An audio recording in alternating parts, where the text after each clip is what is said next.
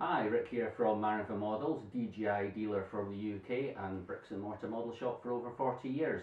In this video I won't be doing the usual how to build or setting up assistant softwares. I'm going to be covering the most commonly asked question that I am asked, and that is, which is best for me, or which is better, Phantom 2 Vision Plus or the DJI Phantom Zenmuse with GoPro.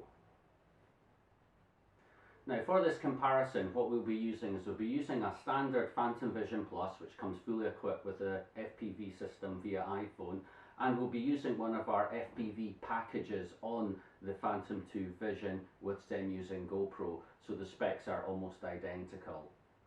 Now we'll start from the top and work our way down. Now starting at the top with both Phantom Vision and the Phantom 2, the actual Phantom themselves are exactly the same. They are both Phantom 2s, they run off the same battery, they have the same flight controllers.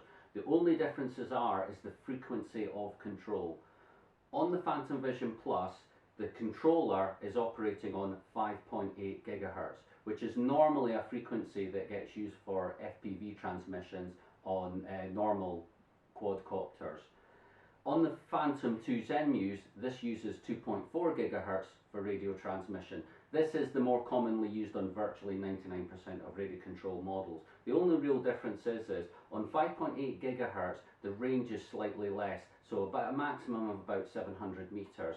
On the Phantom 2 with the 2.4 gig radio, range is generally about 1,000 meters. So that's the first difference between the two. Now as we start to move down, the differences start to happen, and the first thing that we cover is the cameras and the gimbals themselves. Now on the Phantom Vision Plus, this includes DJI's own proprietary camera and gimbal, 3-axis gimbal combined into one unit. On the Phantom 2, it uses which was already available, the Zenmuse H3-3D 3-axis gimbal, and also a GoPro Hero 3 or 3 Plus camera. Now the main differences between the two gimbals is the gimbal on the Phantom 2, it is a little bit heavier, so runtime's not quite as long as the Phantom 2 Vision. However, the gimbal is more robust. It's got more metal components and they're a little bit heavier built than the Phantom 2 Vision Plus. So the main differences are, in the event of an unfortunate crash, the gimbal on the Phantom 2 is a little bit more robust and less likely to take any damage. The other advantage about having the separate camera and gimbal unit is if you were to damage the gimbal beyond repair, a brand new gimbal is half the cost of the combined gimbal and camera unit that's available on the Vision Plus, because unfortunately DJI don't sell the parts individually. You do have to buy a complete camera gimbal unit, so there's one advantage there.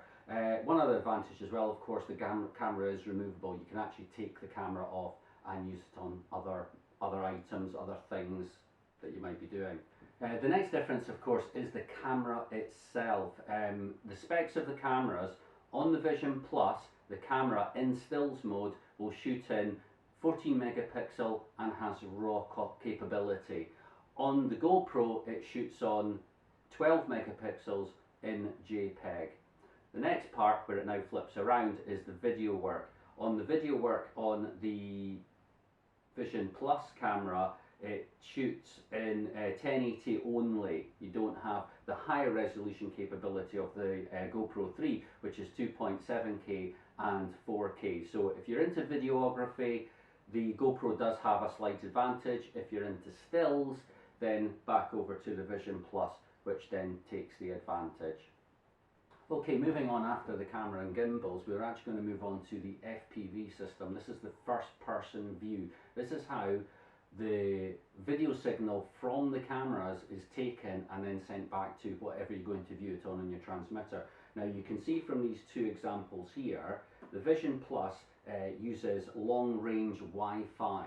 So it uses a downloadable app either from the App Store or from the Android Marketplace, and you actually view your video on either a smartphone or a small tablet.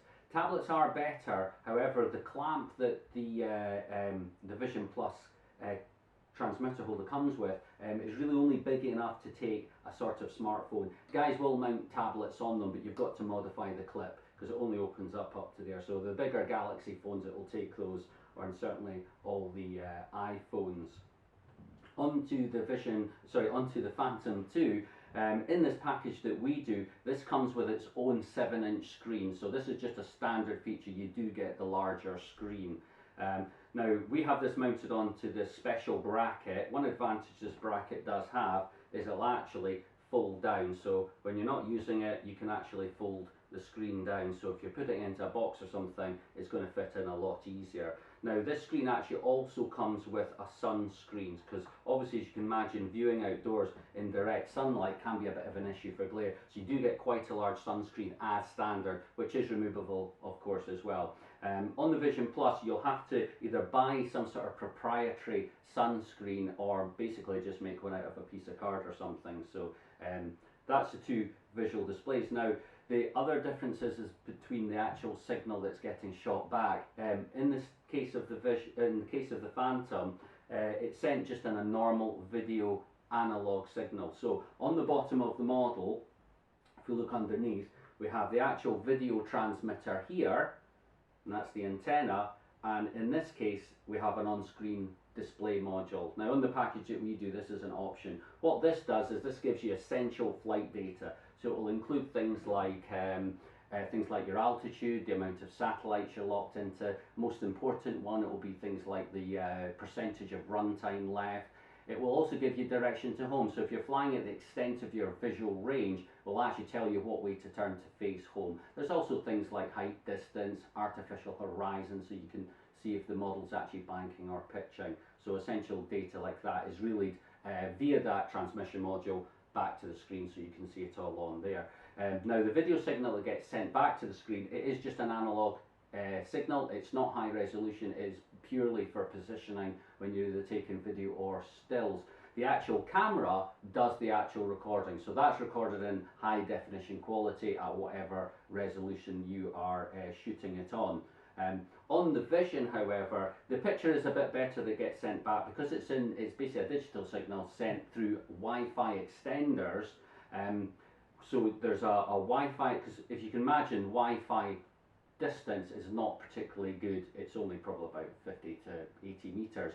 And the way they get around this on the Vision and the Vision Plus is they use these Wi-Fi extenders. So all that's merely happening is your phone connects to the Wi-Fi extender, and then the Wi-Fi extender, which is long range, then connects to the model. And this is what gives you about anything from 500 to 700 meters of Wi-Fi range for control, and of course for the actual video transmission. The control's just done over the conventional aerial here, but the video work is done over the actual module. Now I'm going to move on to the next difference, and it's to do with the interaction between the monitor and the actual camera itself. Now on the Phantom 2, it is one way. So what you have to do is you have to start the camera either recording or taking pictures or both, and then away you go, and then the video transmission gets sent back to the screen. There's no interaction. You can't, for example, start, stop video or change settings between the screen or the controller and the actual model itself. Now on the Vision Plus, this is where it has its advantage, because the app that you're running gives you full control over the camera. So you can start, stop video, take pictures, change camera settings, etc.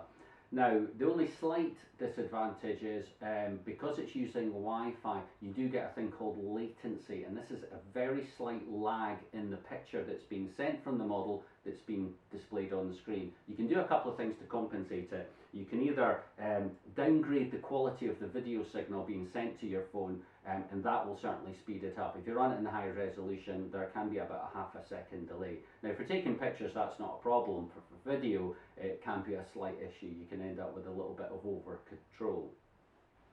Other features, of course, with the app, you do have a thing called Find My Phantom mode, and basically what that is, if your Phantom Vision were to fall short of your landing and it wasn't that far away, you can actually pinpoint its location using the app, because there's a communication between the model and the controller, the model can actually tell the controller where it is or tell the app where it is, and then you can find it. Unfortunately, because it's one way on the Phantom 2, it doesn't have that facility. So then, just to sort of recap on the basic differences between the two. So both models themselves are exactly the same. They both fly in the same way. They both have all the same features of return to home, fail safe, changing flight modes, etc. Both exactly the same. Working your way down to, first of all, battery runtime.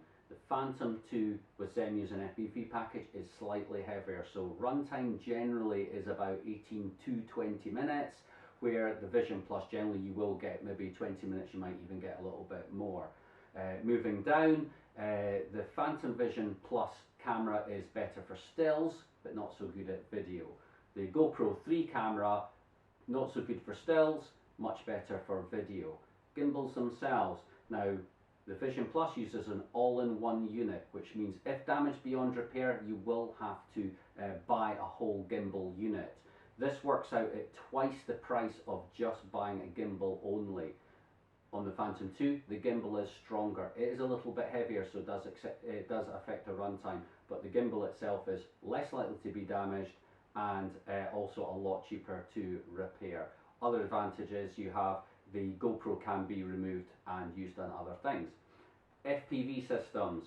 This uses an analog system. Generally, analog systems are more reliable than Wi-Fi systems because it's like anything. Sometimes when you're at home, you just can't get on the internet, your router's taking a funny turn and you can't log on. You sometimes get these issues with these. It's not that there's anything wrong with the equipment, but just sometimes Wi-Fi can be a little bit flaky, but 99% of the time it works fine. So with the Wi-Fi system on these, by using different kinds of aerials, you can extend the range. So a possible scenario, you could have a longer FPV range. Generally with the Vision Plus, about 700 meters is the max. With the Phantom 2, with the right aerials on it, you could have significantly longer range for flight and FPV work. Moving in, FPV system is one way. You only get video back to the screen. You cannot control the camera anyway, so everything has to be fired up before you take off. Full interaction on the Vision Plus. You can control the camera, change settings, stop start video. You have things like the Phantom locator if you do fall short of the landing zone and it's within range, so within 700 meters you can locate your Phantom using the app. Actual the way that they fly, they both fly in exactly the same way. Pricing wise, this particular package does work out a bit more expensive. I would probably say about 15% more than buying the Phantom 2 Vision Plus. I suppose one other way to decide is, if you have a GoPro camera already, then the Phantom 2 Zemu's package is actually a very good idea. If you don't own a camera though, if you don't own a GoPro and you have to buy a GoPro in addition to the package, it does make it a lot more expensive. Flip side, of course, is the other way around. If you didn't have a smartphone or you really wanted to have a 7-inch screen and you were going to have to go out and buy like an iPad mini or a Galaxy tablet, then it starts to make this a bit more expensive because this package already comes with a 7-inch screen. So to tie up, both packages do exactly the same job. They just do it in completely two different ways. And the difference does come down to really yourself, what you want to use it for. Of course, what's available. If you're in a country that you don't have a dealer that can prepare a package for you like this, then you're maybe leaning back towards the Vision Plus. If you do, or you're in the UK or Europe, we can certainly supply this package. These are all available from our website, as well as various other packages if you wanted to step up a notch and have either a Lightbridge digital video streaming system or the Futaba T8J control system on it. These things are all available from our website, as well as, of course, the Vision Plus in its standard guise. So I hope this helps you decide. As I say, it's not a definitive one better than the other because it's not that simple, unfortunately. It's whatever is actually better for you. I hope this video is of use to you. I hope you like it. If you do, give it a thumbs up, share it on Facebook. Certainly subscribe to all our other videos. We do lots and lots of different videos. In this case, this has been a comparison video rather than our usual how-to videos. So thanks for watching. My name was Rick from Marinfa Models, DJI dealer from the UK, and a bricks and mortar model shop for over 40 years. Thank you.